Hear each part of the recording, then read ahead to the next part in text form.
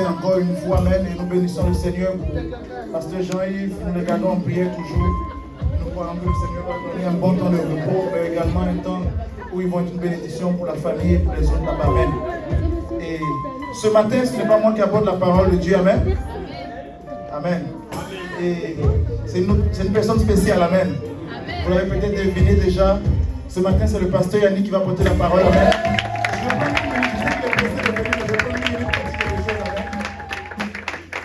Je bénis le Seigneur pour pasteur Yannick.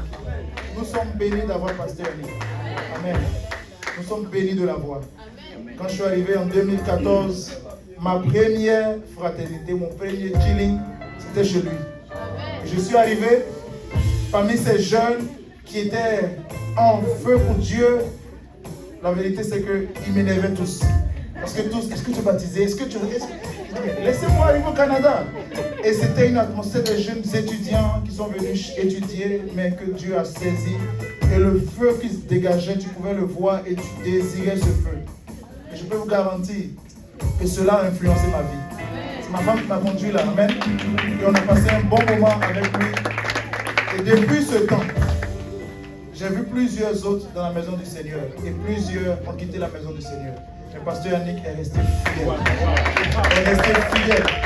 Saison après saison, plusieurs saisons de sa vie, il est resté fidèle. Et il n'a pas changé.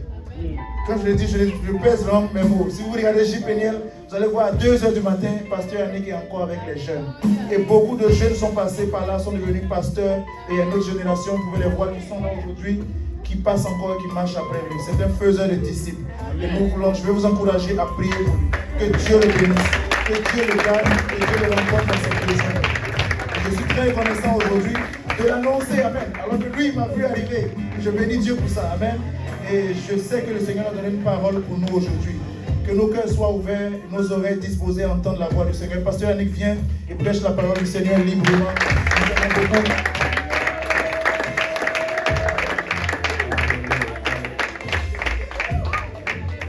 Amen, amen. Qui est content d'être dans la maison du Seigneur?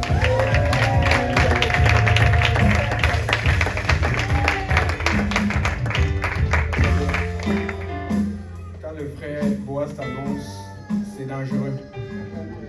Je ne sais pas si c'est, mais un de ses enfants, parce que lui aussi il est devenu un faiseur ici, qui habite Joliette, m'a testé ce matin pour que je l'aide pour déménager.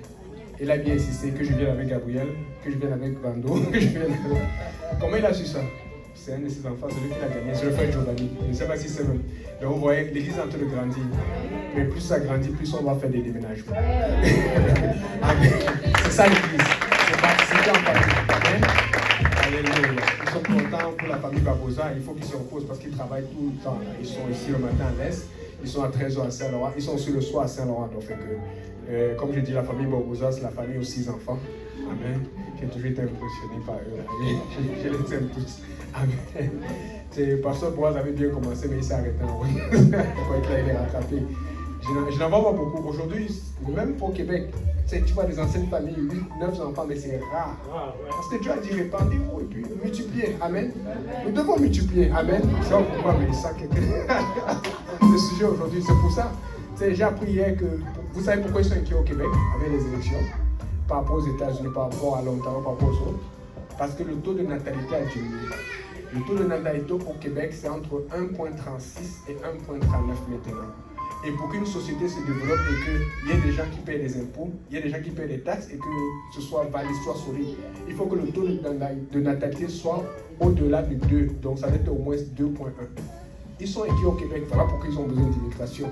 Mais il ne faut pas la mauvaise immigration, parce qu'il y a aussi des mauvais immigrants. Il faut vous, là. Il faut nous, là. Il faut les Arabes. Il faut tout le monde. Parce que nous allons avoir une réveil. Écoutez, mais quand on se dit comment on va arriver les réveils, c'est parce qu'ils n'auront pas le choix. Maintenant, comme nous sommes en train d'enseigner à Laval et partout, que ce soit aux non-québécois ou aux Québécois, s'ils veulent que leur taux de natalité remonte, ils vont devoir abandonner les principes de montanité, de féminisme et tout cela. Amen. Donc j'aime beaucoup la famille Barbosa parce qu'ils sont un exemple. Amen. Ils sont un exemple que si vous ne réveillez pas, eux, ils se sont réveillés. Amen. J'apprécie beaucoup le pasteur Jean. Amen. C'est pas parce qu'il est grand dans l'étude là, mais beaucoup de jeunes que je dessus, là, tous les Québécois. Leur pasteur préféré, c'est le pasteur Jarry. Je ne sais pas si sa corpulence, je ne sais pas pourquoi, mais ils aiment beaucoup le pasteur Jarry. Bah, vous savez, ils connaissent bien son nom. Et la sœur Solange aussi, les enfants. Je sais que les seuls qui essayent encore de suivre les âmes, avec 6 enfants, il y a le pasteur Sèche, il y a le pasteur Tafari, mais après ça, c'est très rare. Amen. C'est pas mon message, mais j'ai envie de parler des enfants aujourd'hui. Amen. Jeune fille, quand vous allez vous marier, Sophie. Désolé. Quand vous allez vous marier, là, arrêtez des calculs que l'homme, les pensions, tout, le travail, tout ça là. Attendez, vous bénissez la terre comme Dieu a dit, Dieu va vous bénir. Amen. Il va bénir vos maris, il va bénir. Je vais les rattraper et je vais essayer de les dépasser. De moins un. Alléluia. La pauvre soeur. Encore, en tout cas, excusez-moi. Donc, je suis content d'avoir avec nous notre équipe de Hochelaga. Il y a le frère André. On a le frère Gabriel. On a le frère Zoé. Le frère Zoé, c'est le gars de la musique qui a pu se lever. Et nul autre, pas la moindre, la sœur Carly. Amen. Alléluia. Ça fait beaucoup de gars. Ça prend toujours une femme dans le groupe pour pouvoir. Amen. On a une équipe en feu au Hochelaga à ce moment-là. Amen. Ça avait juste le corps avait gagné le frère Gabriel. C'est la sœur Carly qui m'avait quasiment piqué pour qu'on fasse un chilling spécial pour jouer. Et ce jour-là, il est venu, il s'est fait baptiser. Il ne nous a pas laissé jusqu'à aujourd'hui. Amen. Le Seigneur est en train de faire un Amen. Mais je ne vais pas oublier la moindre parce que j'ai une sœur dans le Seigneur que j'aime beaucoup. C'est comme quelqu'un à qui j'ai beaucoup investi. La sœur Diana. Amen. Ceux qui ne savent pas. Parce que les gens se disent comment je fais pour apprendre l'espagnol. C'est à cause d'elle que j'ai appris l'espagnol. Vous savez, moi, je veux mon français, mais je me suis rendu compte que Dieu va aller dans tous les peuples. Amen. Donc quand j'allais faire l'étude chez elle, elle apprenait le français, je l'aidais, et moi, elle m'aidait en espagnol. Et puis Sophie était encore petite de regarder. Evita n'était pas encore née, Evita est née à quelques temps plus tard.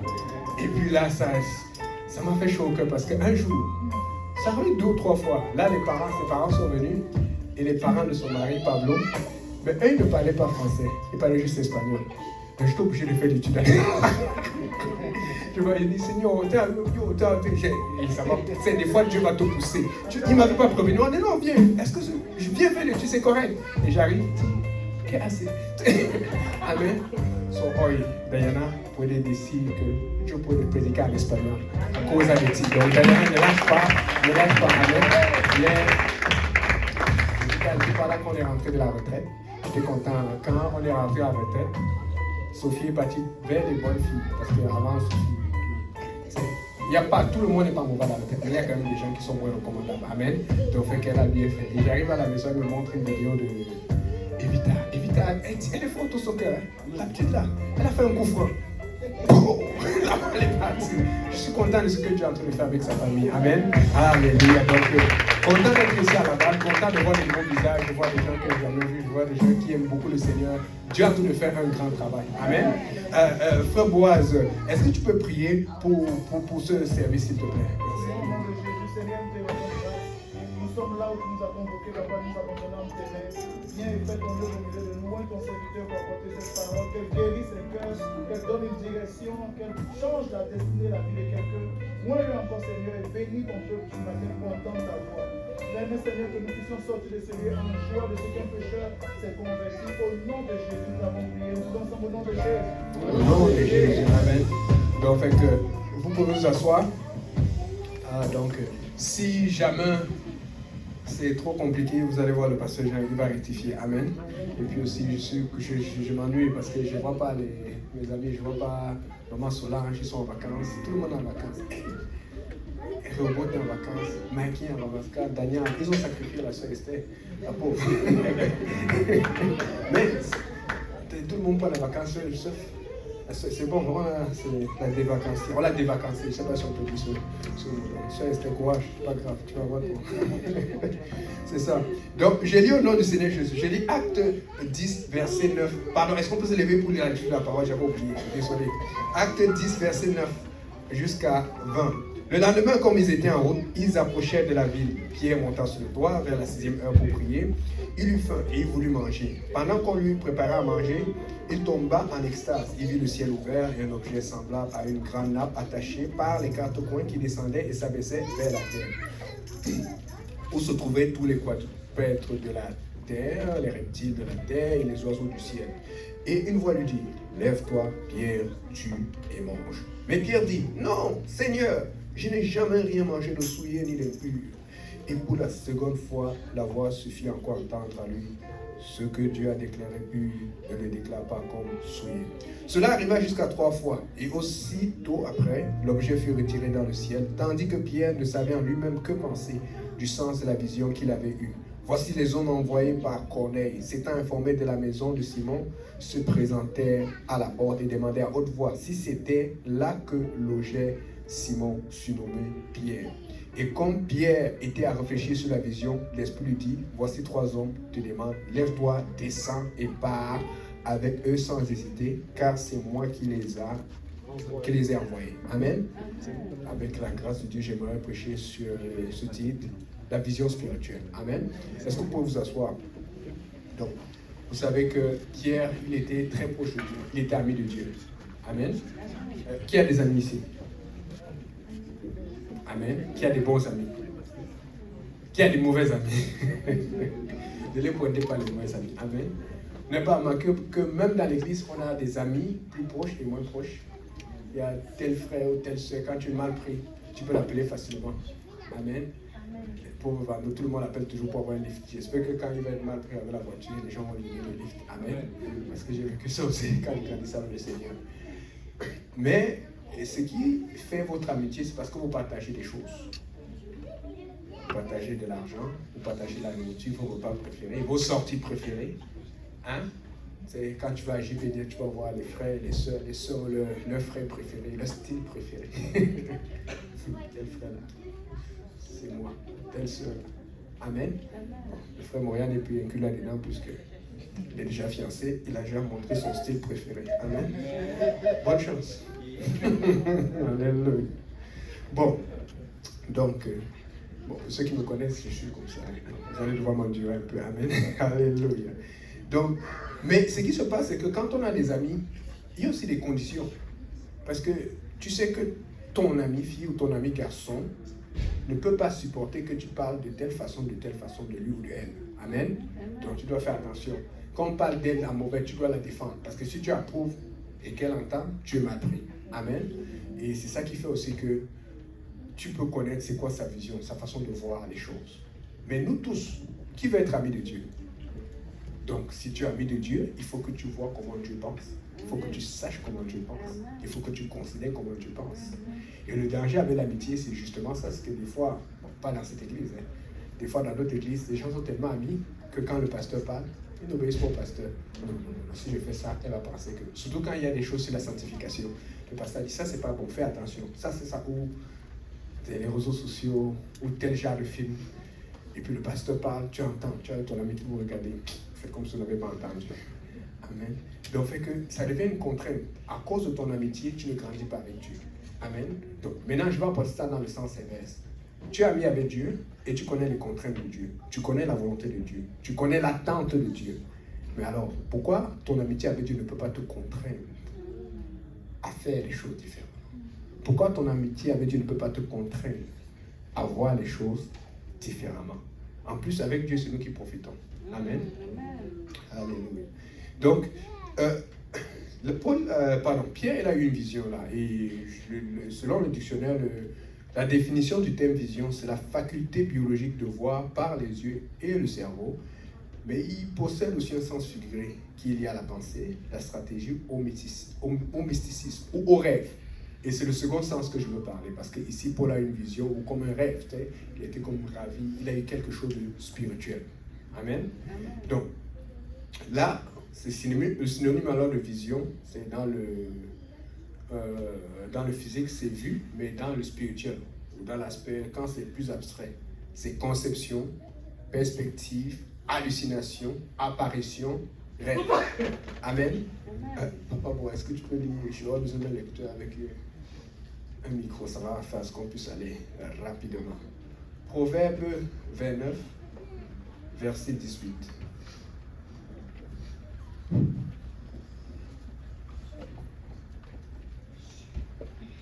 Et si tu peux prendre Gabriel, Proverbe Genèse 37, verset 5 à 11.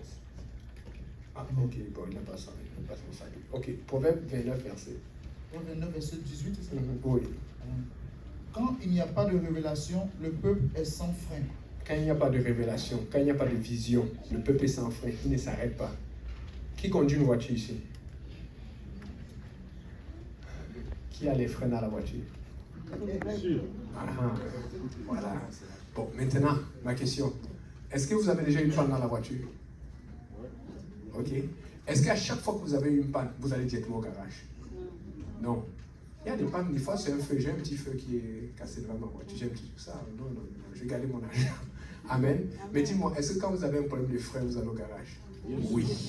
Tu ne prends pas au garage quand tu as un problème de frein, tu es fini. C'est que tu vas aller au ciel rapidement. Amen.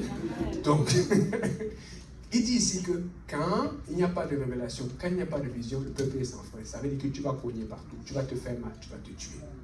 Quel que soit ton état, quelle que soit ton origine, quelle que soit ta vie, quel que soit ton travail, tu as besoin d'une vision. Tu as besoin d'une direction, tu as besoin d'une révélation. Amen. Et en anglais, j'aime bien ça, c'est écrit Where there is no vision, people perish. Ça dit le peuple périt. Amen. Nous connaissons qui a déjà freiné brusquement. Ah, tout le monde ici, waouh, le Seigneur nous fait passer par les épreuves. Et chaque fois que tu fais une brusquement, tu fais ouh. Merci Seigneur pour les freins. Pourtant, on aime avancer. On est le premier à chanter ça souvent. Je veux toujours avancer. Il faut aussi qu'on apprenne à chanter. Je vais quand même freiner. Freiner. Quelle que soit ta personnalité, tu as besoin de freins. Amen. Alléluia. Donc, Genèse 37, versets 5 à 11. Genèse 37, c'est ça? 37, ouais, verset 5 à 11. 5. La Bible dit, Joseph eut un songe et il le raconta à ses frères, qui le haït encore davantage. Il leur dit, écoutez donc ce songe que j'ai eu. Nous étions alliés des gerbes au milieu des champs, et voici ma gerbe se leva et se tint debout, et vos gerbes l'entourèrent et se prosternèrent devant elle. Ok, ici on parle de Joseph. Amen. Qui a entendu parler de Joseph? Le fils de Jacob, le préféré de Jacob. La Bible dit qu'il a raconté à ses frères ses rêves. Amen. Donc, ce n'est pas un péché. Mais il y a une réaction différente. Le pasteur Boaz a dit tout à l'heure, comment ses frères ont réagi? Il le haït davantage. Mais comment son père a réagi?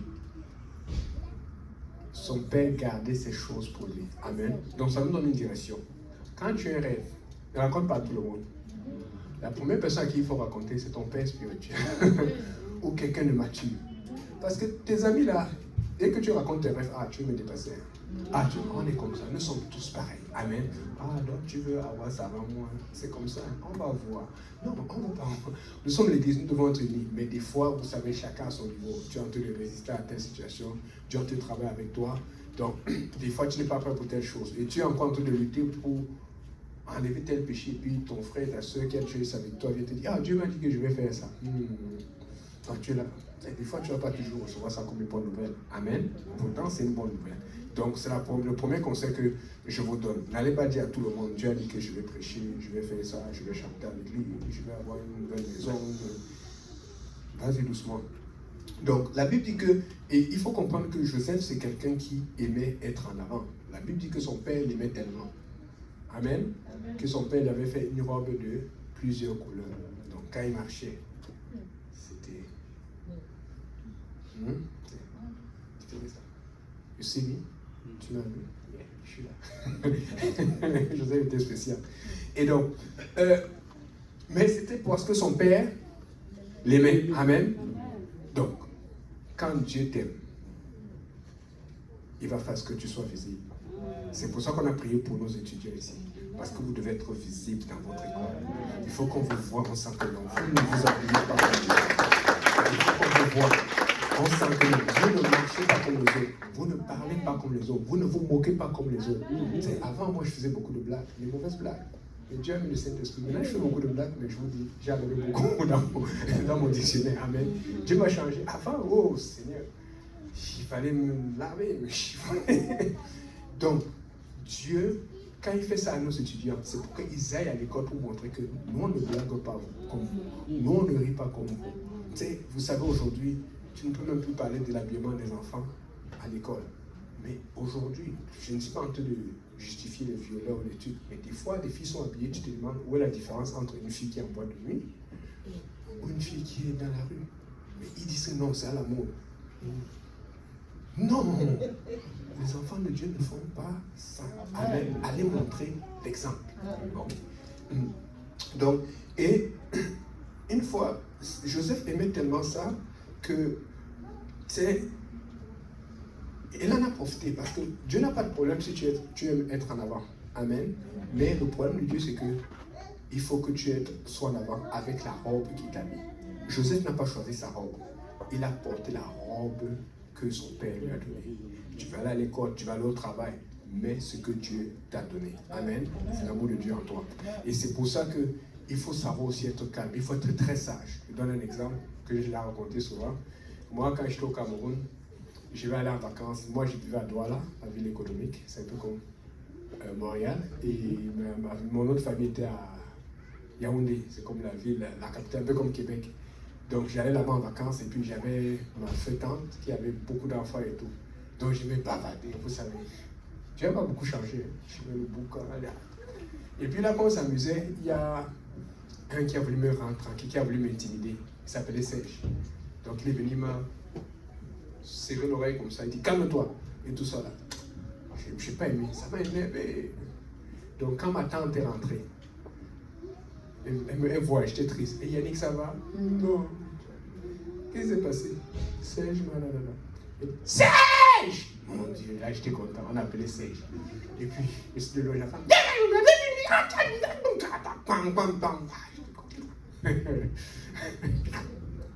C'est passé. Un autre jour, ma tante n'était pas là. Serge vient encore. Là, je ne l'ai pas vu venir. Il vient en arrière, il prend mes deux oreilles, il me tire comme ça. J'étais mince, comme ça. Je suis le monte. Il m'a tiré, ça m'a chauffé. Il m'a dit, va encore dire. Donc, fait que j'étais fâché. J'étais comme. Ma tante est revenue. Elle me voit encore, je suis triste. Elle dit, Yannick, ça va? Il dit, non. Il dit, c'est qui, c'est quoi? Je dis, non, ça va. Tu suis? Ça va. Parce que j'ai pensé qu'elle peut encore amener Serge, le gronder, mais après là, ils ont coupé mes oreilles. Donc je dis, des fois, j'ai pas ça à mes oreilles. Et vous voyez, je peux prêcher avec mes deux oreilles aujourd'hui, parce que j'étais sage. Toute chose n'est pas bonne à dire.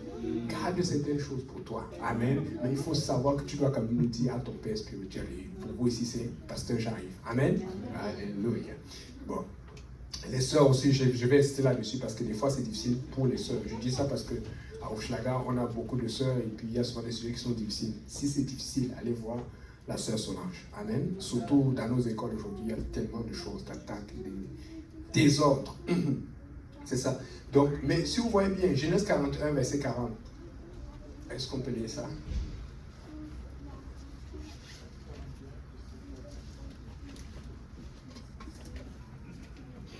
Genèse 41, verset 40, la Bible dit: je t'établis sur ma maison et tout mon peuple obéira à tes ordres. Le trône seul me lèvera au-dessus de toi. Vous voyez, finalement, les rêves de Joseph sont arrivés. Mais il n'est passé par beaucoup de problèmes. Moi, je pense qu'il n'aurait pas eu tous ces problèmes s'il avait parlé. Il aurait eu des problèmes, parce que tu vas toujours avoir des problèmes si tu vas arriver à tes rêves. Amen. Mais il y a des choses que c'est toi-même qui aurais dû fermer ta bouche. Amen. Mais regardez, la Bible dit que Dieu, pour lui dire que bon, toi, tu aimes beaucoup l'attention, tu aimes beaucoup en avant. Je vais t'établir sur le trône, mais tu seras en fait derrière Pharaon. Donc Dieu vous dit que bon, fais attention, toi je connais, Dieu connaît tes problèmes. Ne te presse pas de sortir de ta situation.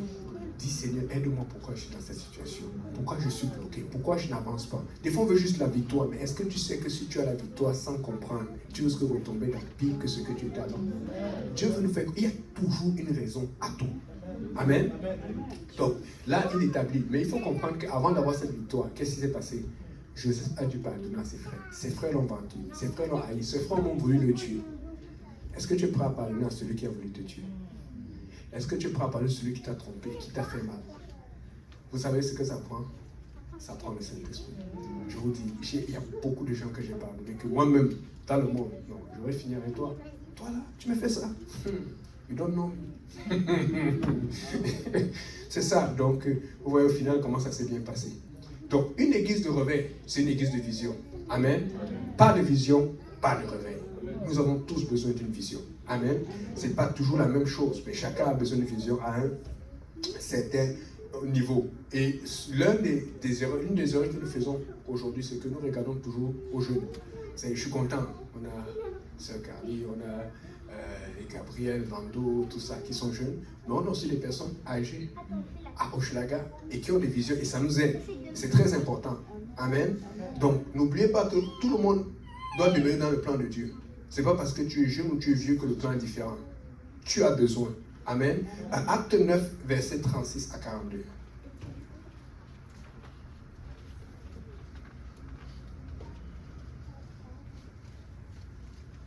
Acte chapitre 9, verset 36 à 42. Il y avait à Joppé parmi les disciples une femme nommée Tabitha, ce qui signifie Dorcas. Elle faisait beaucoup de bonnes œuvres et de bonnes. Elle tomba malade en ce temps-là et mourut. Après l'avoir lavée, on la déposa dans une chambre haute.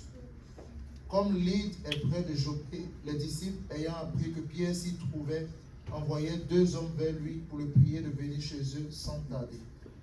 Pierre se leva et partit avec ses hommes. Lorsqu'il fut arrivé, on le conduisit dans la chambre haute. Toutes les veuves l'entourèrent en pleurant et lui montrèrent les tuniques et les vêtements que faisait Dorcas pendant qu'elle était avec elle. Verset 40. Pierre fit sortir tout le monde, se mit à genoux et pria. Puis, se tournant vers le corps, il dit, « Tabitha, lève-toi. » Elle ouvrit les yeux et ayant vu Pierre, elle s'assit. Verset 41, il lui donna la main et la fit lever. Il appela ensuite les saints et les veuves et la leur présenta vivante. Verset 42, cela fut connu de tout Joppé et beaucoup crurent au Seigneur. Amen. Ok. Quelqu'un dit Dorcas. Dorcas avait une vision. Et quand tu vois la façon dont on décrit Dorcas, Dorcas n'était pas jeune. C'était une maman. Et justement, la Bible dit qu'elle tomba malade. C'est-à-dire qu'on a été totalement surpris. On a été pris de court. On prenait pour acquis tout ce qu'elle faisait. Et donc, une petite maladie l'a pris. Ça veut dire qu'elle souffrait. Ça veut dire qu'elle avait une faiblesse. Elle n'était pas en forme comme tout le monde. Amen. Et donc, maintenant, voici l'avantage de Dorcas. Moi, en tout cas, si je meurs avant l'enlèvement, parce que je vais t'enlever, j'aimerais ça que le pasteur Brave vienne ici, puisse, au nom de Jésus, ressusciter, je me lève. Amen. Alléluia. Mais, la Bible dit que Dorcas, elle est morte. Elle était tellement importante qu'on a dit que celle-là, elle ne part pas. Parce qu'elle faisait un ministère là où, quand tu commences à faire, quelqu'un commence à t'énerver, tu te décourages. Elle ne se décourageait pas, elle ne lâchait pas. Il n'y a aucun ministère dans l'église où tu n'es pas découragé. Il n'y a aucun ministère où quelqu'un ne t'a pas dit quelque chose qui t'a offensé. Mais Dorcas n'était pas comme ça, elle faisait. C'est pour ça que je suis sûr que dans ce temps-là, il y a des gens qui sont morts autres que Dorcas. Mais personne n'a pensé à prier pour elle. On est seulement allé à la funéraille. Je peux vous dire ça. Il y a des jours, je rencontre soit au Hochelaga quand j'ai le temps, c'est un combat spirituel que je vous mets. Je n'aime pas cette affaire de combat spirituel. Il faut avoir l'évangile, la doctrine, il faut persévérer.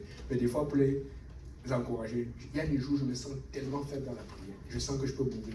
Mais à chaque fois, je dis Seigneur, aide-moi. Que quelqu'un prie pour moi. Et je sens toujours que quelqu'un, quelque part, des fois, Dieu me montre, des fois, je ne sais pas qui a prié pour moi. Il faut que tu aies l'habitude de faire ministère sans te plaindre. Parce que ça va te donner la vie.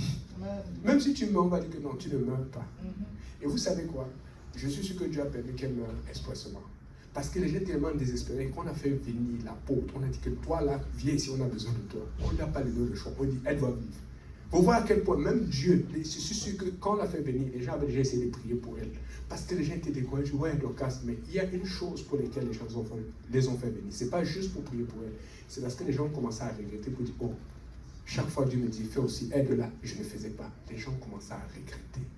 Écoute, si Dieu te dit de faire, fais ce qu'il a fait. Dieu va s'occuper du reste. C'est ça qui donne la puissance à l'église. Tu avances, tu fais ce qu'il a fait. Je sais que ce n'est pas facile. Le diable est toujours pour chuter à ton oreille. Mais pourquoi tu fais ça? Il ne t'aide même pas. Il se comporte mal et tout. Tu es en train de travailler pour le Dieu très haut. Voilà pourquoi il faut être ami de Dieu, avoir une relation avec Dieu, une vision spirituelle. Quand tu as une vision spirituelle, tu le fais pour Dieu, pas pour les hommes. Si tu le fais pour les hommes, tu vas te décourager. Si tu le fais pour les regards des hommes, pour que le pasteur ou quelqu'un te regarde, tu vas te décourager. La vraie chrétienté, c'est quand on ne te voit pas. Ce que tu fais pour que les âmes y arrivent, ce que tu fais, Dieu le voit. Amen. Et Dorcas, c'était comme ça. Il y a des choses qu'elle faisait, c'était toujours prêt. La Bible dit qu'elle faisait des habits, elle faisait plein de choses. Et elle était tellement utile que lorsqu'elle est morte, les gens ont dit non, on ne peut pas laisser. Les gens ont trouvé ça comme une injustice. Seigneur ne peut pas mourir comme ça. Et je vous assure que quand Dorcas s'est ressuscité, je suis sûr qu'elle a continué son ministère, mais je suis sûr qu'elle avait moins à faire. Tu sais, les gens me disent, oh, Dorcas, ça va, tu vas bien aujourd'hui? L'attitude a changé. Pardon, n'attendez pas que je meure pour changer d'attitude. Je ne vais pas mourir. Non, je ne mourrai pas, je vivrai. Amen. J'ai encore beaucoup de choses à faire. Alléluia. Donc, regardons si Anne la prophétesse. Luc 2, verset 36 à 38.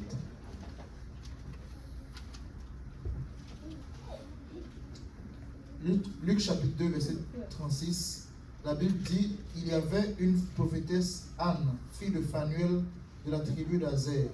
Elle était fort avancée en âge et elle avait vécu 7 ans avec son mari depuis sa virginité. Restée veuve et âgée de 84 ans, elle ne quittait pas le temple et elle servait Dieu nuit et jour dans le jeûne et dans la prière. Verset 38. Étant survenue elle aussi à cette même heure, elle louait Dieu et elle parlait de Jésus à tous ceux qui attendaient la délivrance de Jérusalem. Amen. Anne, la Bible a bien dit, elle était fort avancée en âge. Je ne sais pas combien, 100 ans, plus, moins. Les gens vivaient plus longtemps avant. Amen. Aujourd'hui, avec le McDo, le bacon, toutes ces choses-là. Bon. Alléluia. Moi aussi, je suis coupable. Mais on sait que c'est pour ça que j'étais content d'aller chez Daniela hier, là, quand j'ai vu les filets de poulet avec les légumes et tout. J'ai dit, oh Seigneur, ça fait longtemps que je n'ai pas été ici. On a tellement mangé que le papa est arrivé. On a encore niaisé. Amen. Alléluia. Donc, la Bible dit que Anne, elle attendait le retour du Seigneur. Mais regardez, est-ce qu'ils étaient obligés de nous dire qu'elle a vécu 7 ans après sa virginité? Non, on aurait pu dire juste, elle a vu le Seigneur, elle était enfin contente.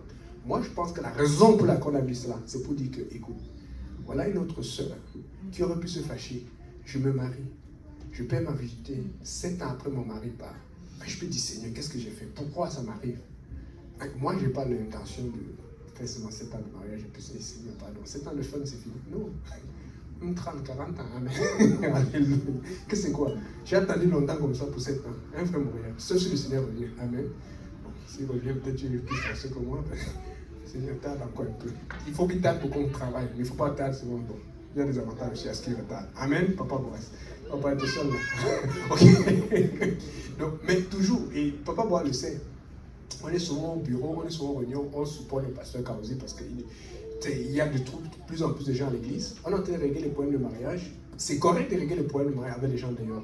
Mais on règle souvent les problèmes de mariage avec les gens dans l'église qui sont matures. Là, on ne comprend pas. Et souvent, ce sont des gens qui perdent leur vision. On veut dire ici, est-ce que le problème de Anne, est-ce que son mari avait perdu sa vision? Est-ce qu'il ne savait plus Dieu? Est-ce qu'il l'empêchait de voir Dieu ou de chercher Dieu? Je ne sais pas. Tout ce que je sais, c'est qu'elle avait une vision. Et à cause de sa vision et de son attente du Seigneur, même étant fort avancée en âge, même quand son mari est mort, elle a persévéré. Elle a vu le Seigneur. Amen. Et elle a vu cette délivrance parce que c'est une délivrance spirituelle. Le problème de Jérusalem, que Jérusalem avait, c'est que les apôtres, au départ, avant d'être apôtres, avec les pharisiens, ils attendaient la délivrance physique, pas la guerre. Et c'est le problème qu'on a aujourd'hui en Haïti, au Congo, partout les endroits où il y a la guerre, en Ukraine, en Russie. Tout le monde veut la délivrance. Vous savez c'est quoi la délivrance que Dieu veut donner? La délivrance spirituelle, par la vision spirituelle. Le problème, ce n'est pas la guerre.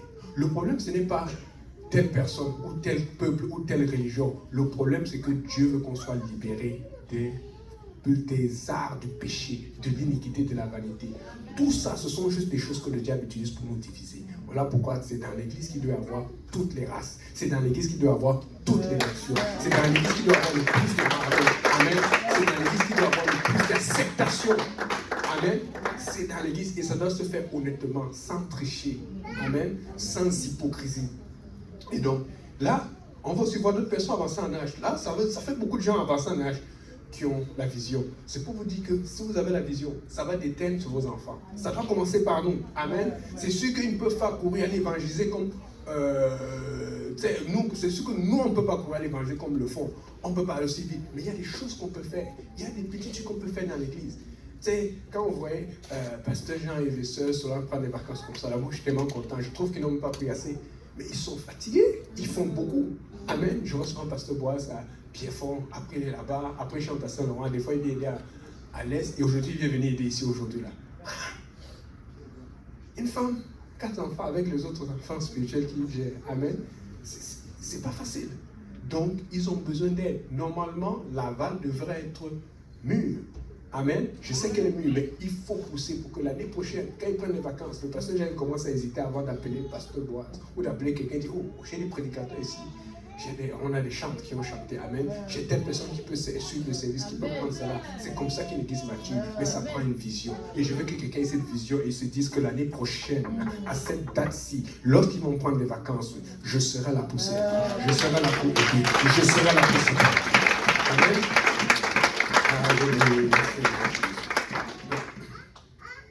Donc, vous savez, Luc 1, verset 5 à 14, s'il te plaît. Luc chapitre 1, verset 5 à 14, la Bible dit: du temps d'Hérode, roi de Judée, il y avait un sacrificateur nommé Zacharie de la classe d'Abiel. Sa femme était dans les filles d'Aaron et s'appelait Élisabeth. Tous deux étaient justes devant Dieu, observant d'une manière irréprochable tous les commandements et toutes les ordonnances du Seigneur. Ils n'avaient point d'enfant parce qu'Élisabeth était stérile et ils étaient l'un et l'autre avancés en âge. Amen. Et pour ceux qui ont lu toute l'histoire, ils ont eu un enfant par la suite. Mais la Bible dit qu'ils étaient avancés en âge. Amen. Sois un peu honnête. Tu vois la maman ou tu vois la grand-mère. Elle est le ventre qui est devant comme ça, là. Elle est en train de marcher. Quand tu dis, mais grand-mère, mais... Nous, on est comme ça, les humains. Amen. C'est pour ça que souvent, on n'a pas le miracle. Parce que des fois, je ne vais pas pointer, ce n'est pas dans cette église. Souvent, chez nous, dans nos églises, certaines soeurs, certains âges, elle dit, c'est fini, je ne peux plus me marier. C'est ça que le diable veut, que tu n'aies plus la foi. Mais Dieu a mis ça, Dieu a mis Sarah, Dieu a mis Élisabeth. La grand-mère, elle a le truc et puis elle a les nausées. On dit non, ça ne marche pas. Comment une grand-mère peut avoir les nausées? Elle fait encore les choses comme ça. Elle ne fait pas pourquoi? Elle est mariée. Le problème que Dieu veut entrer dans ta tête, c'est qu'arrête de concevoir comme les humains conçoivent. Commence à concevoir comme Dieu conçoit. Et si tu conçois comme Dieu conçoit, les choses autour de toi vont être spirituelles au lieu d'être charnelles. Amen. Amen. Et puis Zacharie, tu vois, éventuellement, ils ont eu Jean qui était un grand prophète et qui a préparé la venue du Seigneur. Amen. Donc, écoutez, tu veux rester jeune, trouve ta vision, sois en feu. Ça te garde, ça te dirige, ça te stimule, ça te pousse. C'est comme si l'esprit est toujours te poussé à faire quelque chose. Tu n'es jamais sur place. Mais il faut avoir des freins, il faut être sage. Amen. Alléluia. Donc, et un exemple que je donne souvent à notre église au Schlaga, ceux qui le connaissent, on a une soeur qu'on appelle Sœur Bibiane, qui connaît Sœur Bibiane. Sœur Bibiane, il y a 3-4 ans, je dis bon.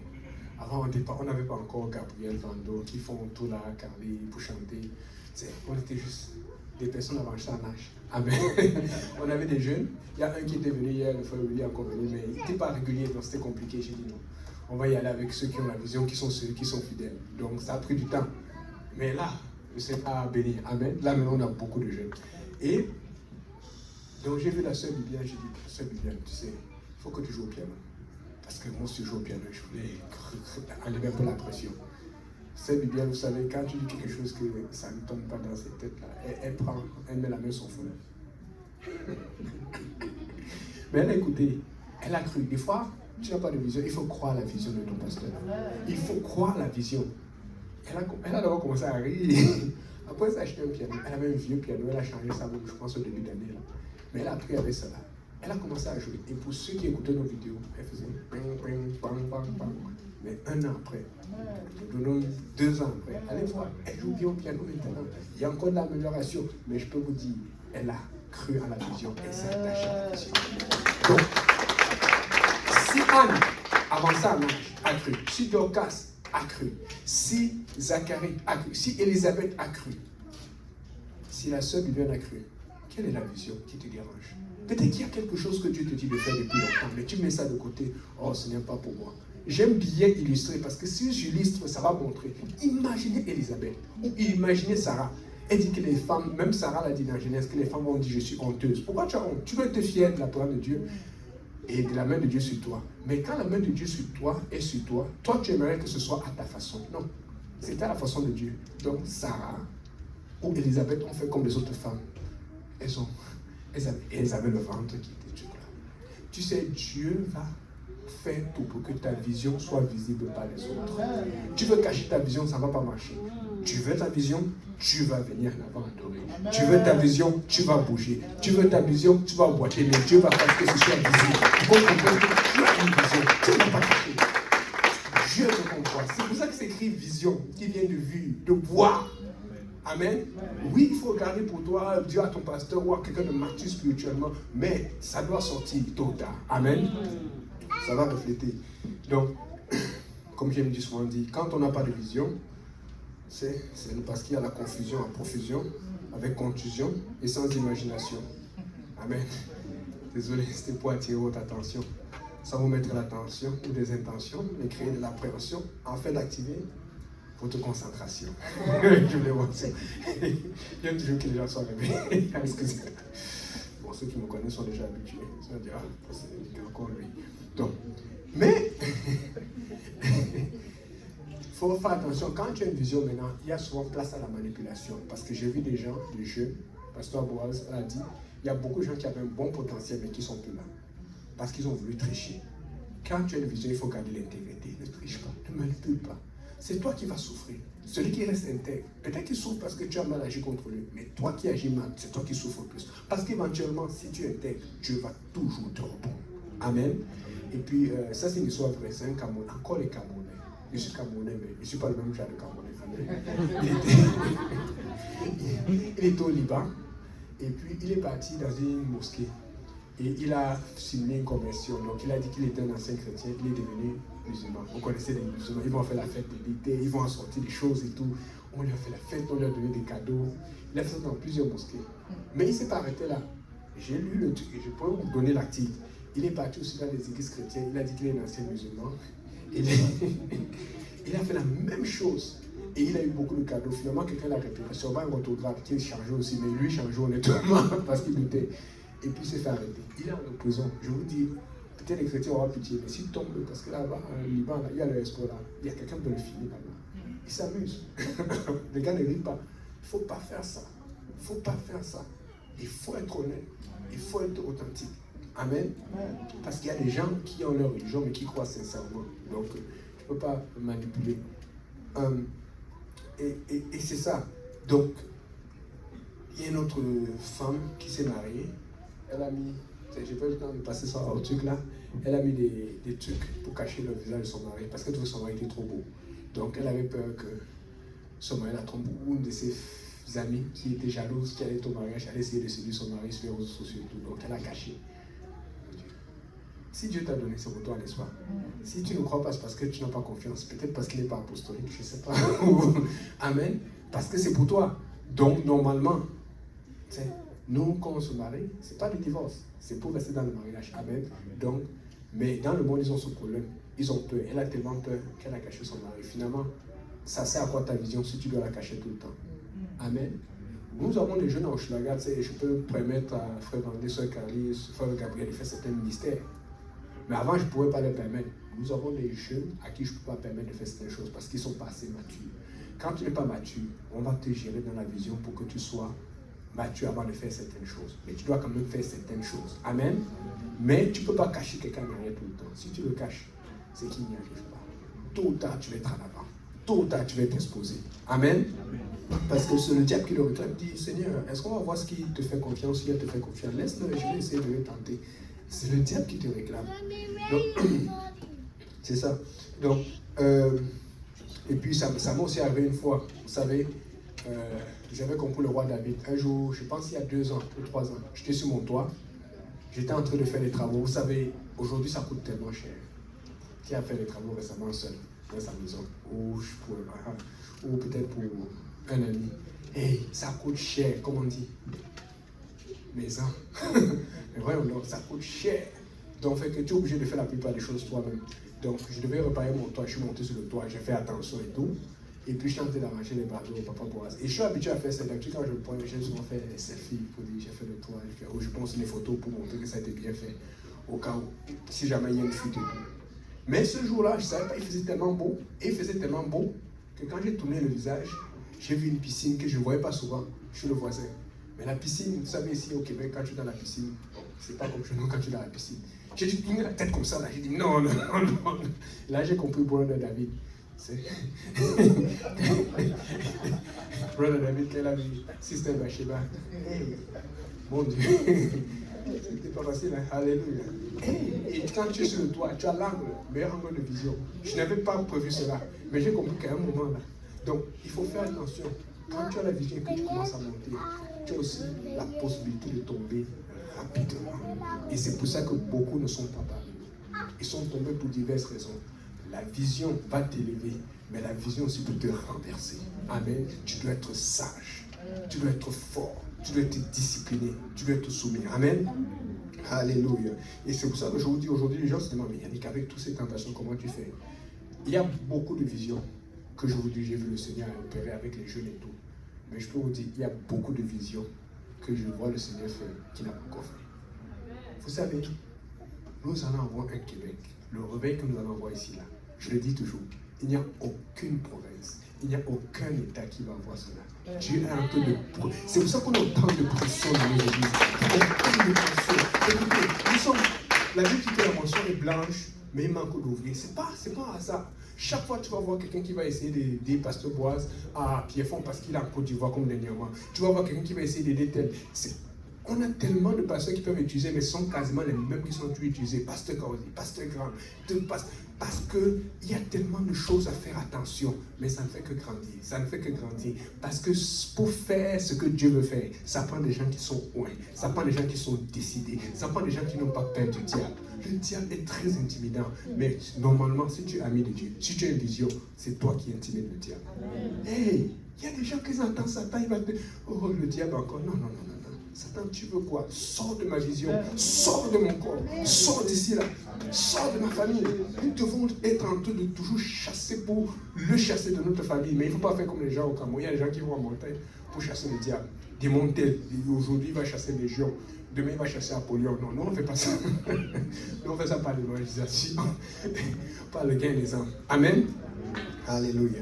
Donc c'est pour ça que je vous dis que ça ne veut pas dire maintenant que tu vas gagner tout le monde. Peut-être dans ta vision, Dieu va te dire, va gagner les Congolais, va gagner les Québécois, va gagner les musulmans, va gagner tel peuple. Amen. Mais on va faire comme Paul disait, frère Bois, est-ce que tu peux lire 1 Corinthiens 9, versets 19 à 23?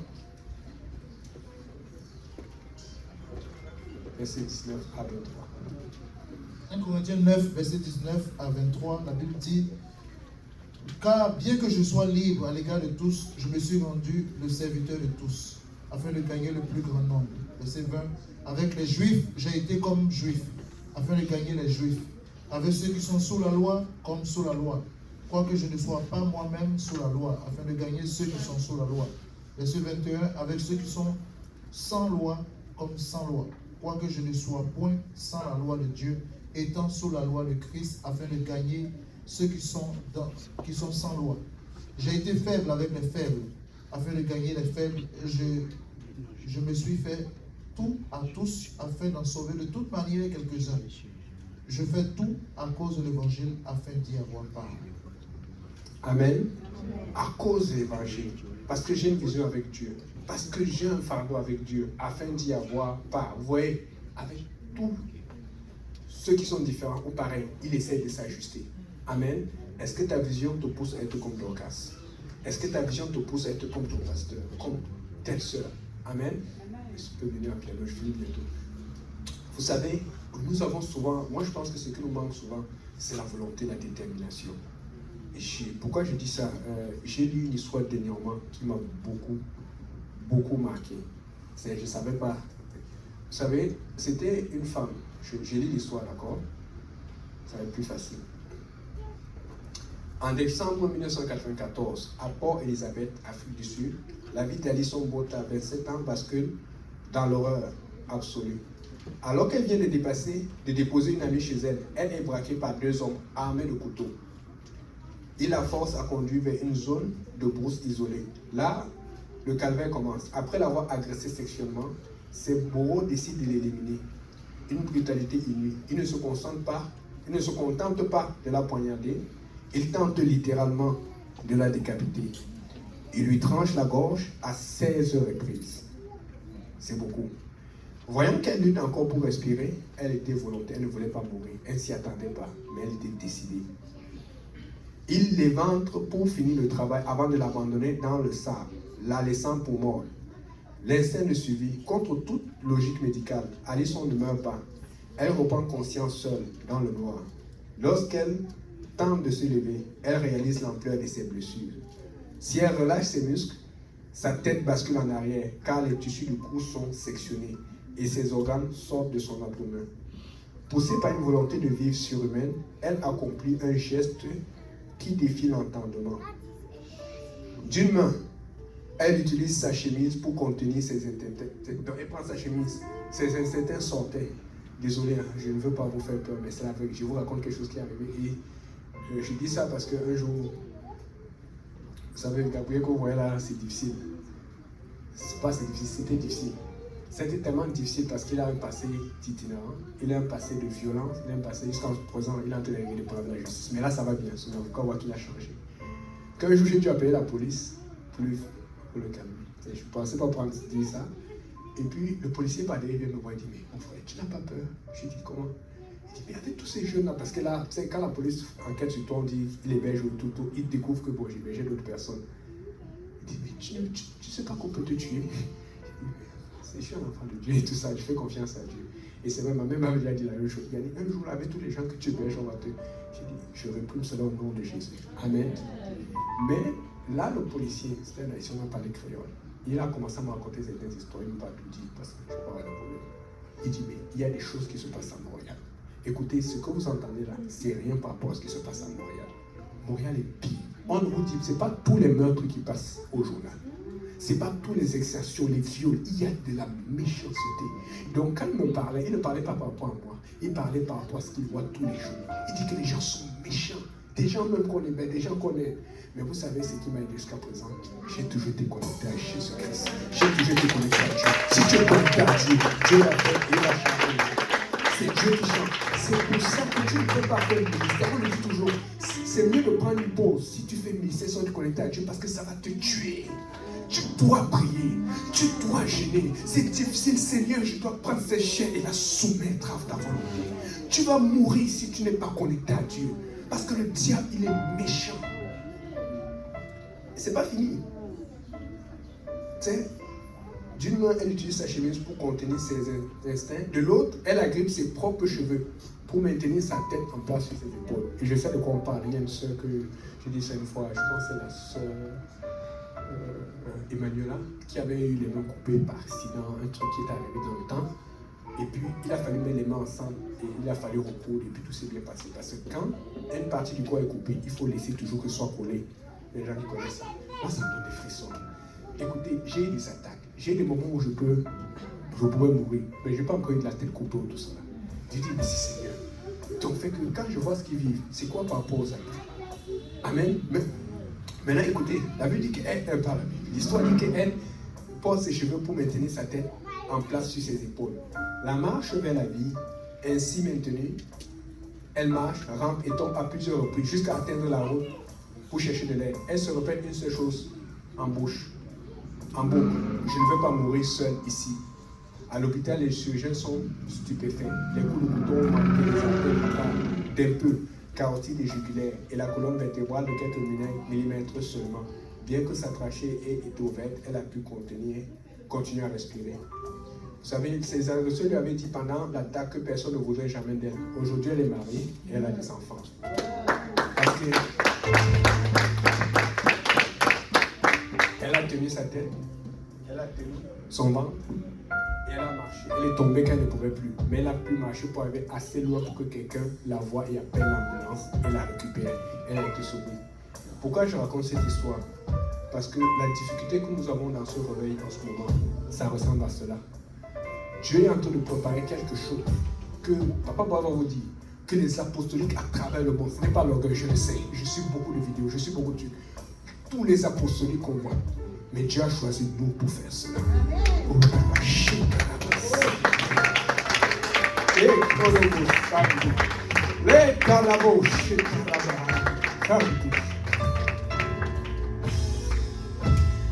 Oh, je vais dire à quelqu'un, quel que soit ton âge, quelle que soit ta situation, Dieu a une vision pour toi. Et l'église de rebelle, c'est l'église de vision. Des fois, on te dit, Seigneur, quand il y aura des choses, on va faire, non, non, non, c'est maintenant. Prends ta vision et avance. Prends ta vision et avance. Alléluia, Seigneur.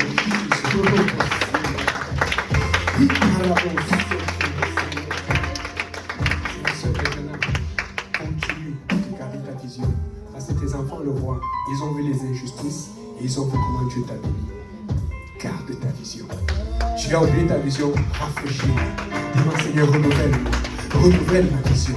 Renouvelle ma vision. Alléluia. Alléluia, Seigneur. Vous savez, on va finir avec Ézéchiel 11, verset 22.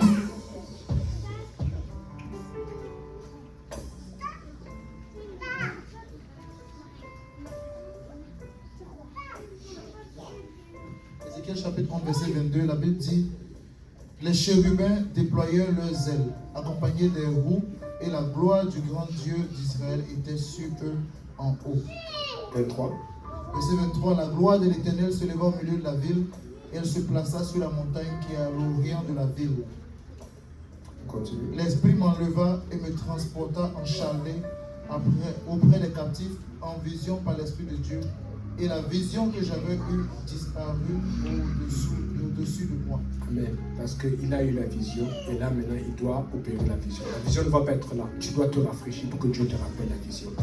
Il a vu l'esprit. Il y a eu l'échange. Il y a eu tout ça. Mais la Bible dit que l'esprit m'enleva. Donc, une vision de Dieu va t'enlever. Ça va t'enlever à aller quelque part, à faire quelque chose, à évangéliser, à commencer un nouveau ministère. Peut-être c'est la nourriture que tu dois faire pour l'église. Peut-être c'est le ménage. Mais la vision doit te pousser à faire quelque chose. Parce que à quoi ça sert de travailler tous les jours? Si ton amitié avec Dieu est toujours Seigneur, bénis-moi, Seigneur, bénis-moi. Écoutez, j'ai du mal, je vous promets. Il y a tellement de choses que j'aimerais demander à Dieu personnellement, pour les finances, pour tout. Mais à chaque fois, comme ce matin, je me mets à prier, je suis en train de prier toujours pour les autres. Et à chaque fois, je me rends compte que Dieu m'a béni. Amen. Dernièrement, Dieu a fait un miracle. L'année passée, j'étais à ça. Parce que, frère Boise, je veux aussi, il y a la famille, il y a des choses, on prend soin de mes parents, mon papa vieillit, maman vieillit, donc on a des cotisations, mais il y a des petites choses qu'on aimerait faire, j'ai des projets. Et puis je veux aussi me marier.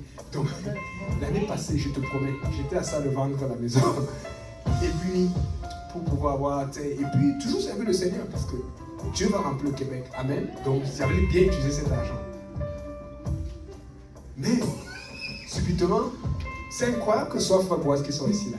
C'est incroyable parce que c'était pas prévu en plus. L'une des raisons qui m'a retardé, c'est parce que lui, il suit un jeune qui appelle Franck, c'est un ancien qui était dans les rues et qui sert le Seigneur avec sa femme maintenant. Amen. Dieu nous a liés. Il y a quelque chose entre nous deux. Amen.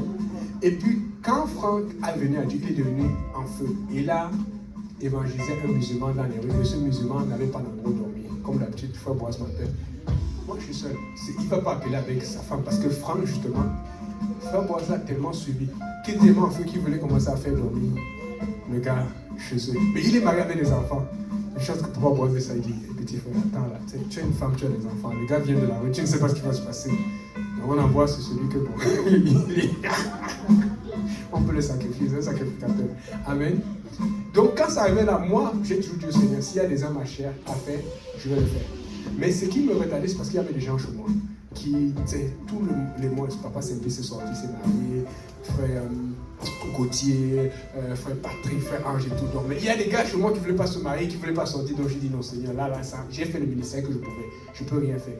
Mais quand Mohamed est venu, ça a été la clé. Ça m'a permis de patienter. Et quelques temps plus tard, Gabriel est arrivé. Et ils savent parce que tu as gagné la vision. Je t'ai déjà découragé. Dis comme Seigneur, ça ne me donne pas là, il faut que je pense à moi. De toute façon, étant marié, je vais mieux servir le Seigneur. Mais Dieu avait encore quelque chose. Amen. Et il y a rien parce que la chambre dans laquelle il dormait, c'est celui qui est venu hier, qui dormait là. Il dit, oh, il y a un nouveau occupant, un nouvel occupant. Et maintenant, l'autre prière que j'avais pour laquelle je suis encouragé, la plupart des gars maintenant, tous les gars viennent à l'église maintenant eux-mêmes. Et voilà Zoné qui est là. Il est à l'église maintenant tous les jours. Et il sait le Seigneur. Il a demandé l'adresse de l'église au Congo pour devenir pasteur pour l'église là-bas parce que maintenant ses frères ont vu qu'il a changé. Il est en feu pour le Seigneur. Je vous ai dit que quand il y a une vision, ça te gêne. C'est bizarre. J'ai parlé de ça. L'autre jour, je finis vraiment avec ça. J'étais en train de jouer au tennis avec un ami québécois que je joue souvent le matin. On joue à 7h du matin. C'était mardi passé. Et je suis en train de jouer. Et pendant qu'on joue, j'étais concentré sur mon drôle qui dérangeait et tout. J'entends quelqu'un qui passe. Il crie. Alléluia. Je dis, mais qui crie comme ça à Terrebonne le matin tôt? Je dis, mais il est fou. Mais après, je laisse. Et puis, je continue à jouer à mon ami. C'était chaud. J'étais en train de le battre et tout. Et c'est un québécois. Quand on joue ensemble, là, c'est souvent chaud. Et puis, là, je me retourne encore, je vois, et puis j'entends, hey, Yeshua, Yeshua. Je vois ces zones, je dis, hey, il sort le matin pour prier, il sort le matin pour louer le Seigneur. Et lui, quand il fait, parce qu'à Terrebonne, dans le coin là, nous connaît bien, parce qu'il y a beaucoup d'amis qui l'évangélisé, qu'on a baptisé là-bas. C'est un coin calme, tu ne cries pas comme ça là. Donc quand il a fait cela, et que j'ai vu que mon ami regardait de même pour voir, j'ai fait comme si je ne le connaissais pas. Parce que c'est gênant.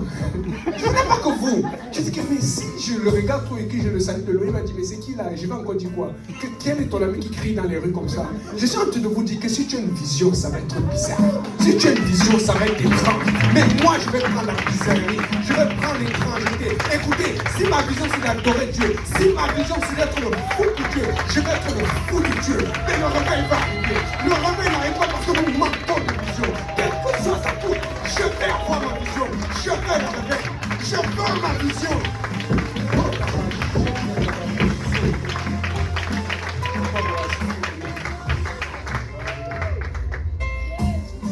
Merci Seigneur, Amen. Avec une telle parole, nous avons juste une seule chose à faire, Amen. Nous voulons renouveler notre vision. Amen. Nous voulons renouveler notre vision. Dieu ne nous a pas placés ici en vain. Amen. Et ce n'était pas prévu que je le dise, mais comme il a vraiment engagé là-dessus, cette semaine, j'ai eu le privilège d'être à Saint-Louis, aux États-Unis, pour une réunion, pour les missions nord-américaines. Et le nombre de fois que le Québec est revenu dans les discussions. Amen. Il y avait juste une seule phrase. Québec is growing. Amen. Québec is growing. Le Québec est en train de grandir et c'est incroyable. Amen. Et le Québec ne grandit pas à cause de moi, à cause de nous, mais c'est à cause de nous tous. Et nous savons qu'il y a encore beaucoup à faire. Nous avons un service ce matin ici, mais il n'y en a pas à Shawinigan. Il n'y en a pas à Salaberry. Il n'y en a pas à Vaudreuil. Nous voulons voir des églises comme celle-ci être implantées partout dans le Québec. Et nous avons une vision. Amen. Notre bishop a une vision que j'aime, que je garde. Il a toujours dit une église à chaque coin de rue, comme des Tim Hortons. Parce que moi je suis de ça. Parce que Kaozi a toujours dit nous voulons voir une église à chaque coin de rue, comme des Tim Hortons. Nous sommes à Laval. Vous êtes de Laval, vous êtes les gens de Laval. Je veux vous à l'hôtel, nous allons venir à l'hôtel. Et dire Seigneur, je veux embrasser cette vision, renouvelle ma vision. Que chaque action que je pose soit pour qu'il y ait une assemblée, il y ait une étude publique à Laval. Et que dans cette ville, on n'est pas seulement une seule assemblée, mais plusieurs assemblées. À Chambédé, un peu partout à Sainte-Rose, nous voulons embrasser cette vision. Amen. Prenons le temps de parler au Seigneur. Seigneur, ouvre les yeux de mon cœur, Seigneur. Seigneur, ouvre les yeux de mon cœur que je puisse voir, Seigneur. Parle au Seigneur et dis-lui, c'est moi. C'est moi que tu as placé ici pour aider pour cette vision. C'est moi et mon épouse que tu as placé ici. C'est moi et mes enfants que tu as placés ici. Seigneur, rafraîchis cette vision. Seigneur, ce n'est pas l'œuvre du pasteur. Ce n'est pas l'œuvre de mon frère ou de ma soeur. Mais c'est ton œuvre et tu m'as placé dans ce lieu, Seigneur. Je veux faire partie de ce réveil. Je veux aider dans ce réveil. Je veux participer à ce réveil. Je veux voir ces familles venir. Je veux voir cette délinquance diminuer. Je veux voir ces jeunes, ces personnes, ces familles être restaurées et guéries, Seigneur. C'est moi que tu vas utiliser. Parle au Seigneur et dis-lui. Cela ne dépend pas de tes dons, de tes talents. Cela ne dépend pas de ce que tu es ou d'où tu viens. Mais ça dépend simplement de ce qui t'a placé ici. Il t'a conduit Utilise nos enfants, Seigneur. Dépose dans leur vie le fardeau, Seigneur, de voir les âmes être touchées, de voir les familles être restaurées, Seigneur. Donc, Seigneur, place dans le cœur de ton peuple ici le désir d'aller dans la prochaine ville, dans le prochain quartier, Seigneur. Le fardeau d'aller dans une autre place, Seigneur. Et de dire, moi, je vais venir ici. Et de commencer une étude publique. Seigneur, rends-nous sensibles à nos voisins.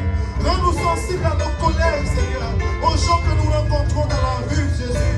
Aux gens que nous voyons dans notre épicerie, Seigneur. Rends-nous sensibles à cela. Cette personne ne nous coupe pas la route en vain, Seigneur. Cette personne ne nous parle pas durement en vain. C'est parce que tu désires sauver cette personne, la changer, Seigneur.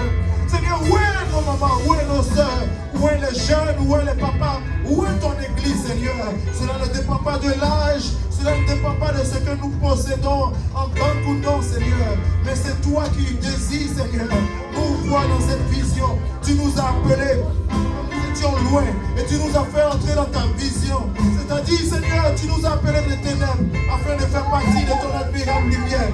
Seigneur, répands ton fardeau dans nos cœurs. Répands ton fardeau dans nos cœurs. Répands le fardeau dans nos cœurs. Répands le fardeau dans nos cœurs. Une église, Seigneur, dans chaque quartier de Laval. Une église dans chaque quartier de Laval. On comme les petits moutons. Une église dans chaque quartier. Au nom de Jésus. Une vision commune. Vois le royaume s'étendre. Vois le royaume s'étendre au-delà des fenêtres, au-delà des portes, au-delà des vies brisées, au-delà de la violence, au-delà des agressions, au-delà des meurtres, Seigneur. Vois le royaume s'étendre partout au nom de Jésus. Que ton royaume s'étende, Seigneur, au-delà des familles, au-delà des maisons, dans les collèges, Seigneur.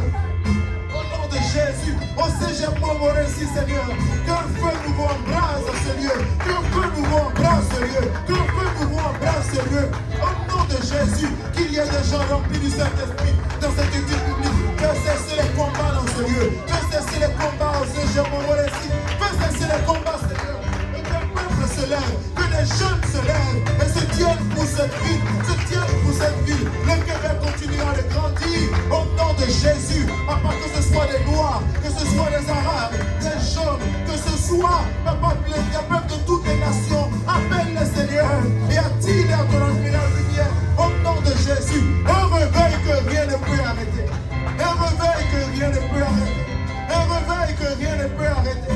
Un réveil que rien ne peut arrêter, Seigneur. Embrasse-nous de ce fardeau. Nous ne voulons plus penser à nous seuls, à nos familles, à nos besoins. Mais nous voulons être un instrument, Seigneur. Un instrument pour la gloire de Jésus. Un instrument pour la gloire de Jésus. Et nous croyons que cela se fait maintenant au nom de Jésus. Seigneur, réveille-nous pour intercéder. Réveille-nous pour intercéder pour les familles de Laval. Réveille-nous pour intercéder pour le pasteur et sa maison. Réveille-nous, Seigneur, pour intercéder. Seigneur, dépose dans le cœur de ton peuple maintenant le désir de marcher dans les villes et de prier dans les rues. Le désir de marcher dans les villes et de prier dans les rues. Aide-nous à transformer notre moment de sport en un temps d'intercession, en un temps d'intercession, en un temps d'intercession, en un temps d'intercession. Quand nous nous réunissons en famille à Laval pour intercéder et prier, que ton feu descende au milieu de nous, que ton feu descende au milieu de nous, que ton feu descende au milieu de nous, que le feu de Saint-Esprit descende au milieu de nous, au nom de Jésus. Seigneur, que nos jeunes aient de nouvelles visions, des rêves au nom de Jésus, une direction claire au nom de Jésus, au nom de Jésus. Seigneur, l'année prochaine, quand le pasteur ira en vacances, tu suscites dans ce lieu des prédicateurs, tu suscites des prédicateurs, tu suscites des prédicateurs, des hommes qui ne fléchissent point les genoux devant les idoles, des hommes qui n'ont point à rougir, des hommes qui n'ont point honte de l'évangile, mais qui se tiendront dans ce lieu. Tu suscites des intercesseurs, au nom de Jésus, tu suscites des intercesseurs, des chantres qui se tiennent, une option différente pour être, pour libérer les captifs des forteresses, au nom de Jésus, au nom de Jésus. Et la bachata, il est les brocos de la braille, que chata la bacache, il est que les brocos chata, rafraîchit notre vision chaque jour. Ce n'est pas à cause de nous, Seigneur, c'est pour ta gloire, Jésus, c'est pour ta gloire, Jésus, c'est pour ta gloire, Jésus. C'est pour ta gloire, Jésus. C'est pour ta gloire, Jésus. C'est pour ta gloire, Jésus. C'est pour ta gloire, Jésus. Oh, merci Seigneur. Merci Jésus. Merci Jésus.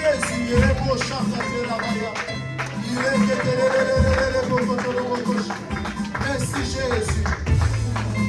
À toi la gloire Jésus. À toi la gloire Jésus. Il y a un verset que pasteur Annick a lu. C'est dans 1 Corinthiens 9, le verset 23 qui dit « Je fais tout à cause de l'évangile. Je fais tout à cause de l'évangile. Afin d'y avoir part. » Amen. Et je veux m'arrêter quelques minutes sur l'évangile. Paul va nous dire dans 1 Corinthiens chapitre 15, si on peut la voir. 1 Corinthiens chapitre 15. Amen. Je fais tout à cause de l'évangile.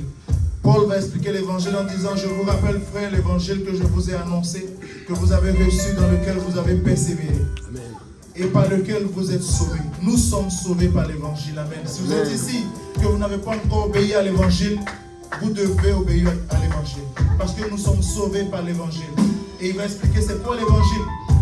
Il va dire, vous êtes sauvés si vous le retenez tel que je vous l'ai annoncé. Vous savez, aujourd'hui, il y a plusieurs évangiles. Plusieurs évangiles. Mais il n'y a qu'un seul évangile qui sauve. C'est celui que nous allons lire. Il dit, autrement vous auriez cru en vain.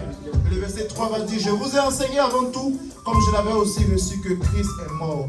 L'évangile, c'est que Christ est mort pour nos péchés. Jésus est mort pour tes péchés. Et s'il est mort pour tes péchés, toi, tu peux te repentir de tes péchés aujourd'hui. Amen. Et il dit, selon les Écritures, ensuite, il va dire, il a été enseveli. Jésus est mort pour nos péchés. Il a été enseveli. Toi aussi, tu peux être enseveli aujourd'hui. Si tu nous suis en ligne ou tu es ici, tu peux être enseveli aujourd'hui. Amen. Pas dans un tombeau, mais dans les eaux du baptême. Que le nom de Jésus est invoqué sur ta vie. Amen. Et qu'il est ressuscité le 3e jour selon les Écritures. Tu peux naître de nouveau aujourd'hui en recevant le Saint-Esprit, qui va te donner la force de vivre en nouveauté de vie. Amen. Nous sommes dans un travail continuel. Ça fait 2 fois que je partage la parole ici. Mais je vous l'ai dit, c'est parti aussi de la maison du pasteur Annick où j'ai commencé à être oppressé par l'évangile jusqu'à ce que j'obéisse. Et voilà où je suis aujourd'hui. D'autres personnes doivent l'entendre et à leur tour être à la même place et faire avancer le royaume. Je fais tout à cause de l'évangile. Si je cours, c'est à cause de l'évangile. Si tu marches dans la rue, pense à l'évangile. Partout où nous serons à partir de ce jour. Faisons tout pour l'évangile. Amen. Amen. Dieu nous a sauvés pour que nous puissions sauver notre âme. Merci, pasteur Annick, pour cette parole. Et nous croyons que la vision est rafraîchie. Amen. Et nous allons témoigner de cela au nom de Jésus. Partons nos mains ensemble le Seigneur au nom de Jésus. Et donnons-lui gloire pour tout ce qu'il a fait au milieu de nous ce matin. Amen. Alléluia. Merci, Seigneur. Au nom de Jésus. Amen. Et alors que nous terminons, je veux juste faire une prière pour terminer. Amen. Si on peut juste lever les mains. Seigneur, nous te rendons grâce pour cette présence au milieu de nous. Merci pour ce culte que tu nous as convoqué. Merci pour ton peuple, Seigneur. Merci pour la vision que tu as rafraîchie. Seigneur, donne à chacun de nous un témoignage. De venir nous tenir dans ce lieu et dire, j'ai témoigné, voilà cette âme que Dieu a sauvée. Fais de chacun de nous des Dorcas. Fais de chacun de nous des gens qui tiennent des études dans leur maison afin que leurs voisins soient sauvés. Seigneur, bénis cette semaine de rentrée scolaire. Pour les familles qui n'ont pas encore eu les moyens d'acheter les fournitures, envoie la provision. Soutiens nos enfants également à l'école et bénis nos différentes familles. Accorde-nous ta grâce. Ouvre les portes au devant de nous, Seigneur, et donne-nous d'être un instrument pour gagner une âme cette semaine. Bénis également Pasteur Jean-Yves et sa famille, Pasteur Kaozi et sa maison, et souviens-toi de ton peuple et prends le contrôle de toute cette journée de la semaine. Au nom de Jésus, nous avons prié. Nous disons ensemble au nom de Jésus. Que Dieu vous bénisse abondamment et bon dimanche à tout le monde.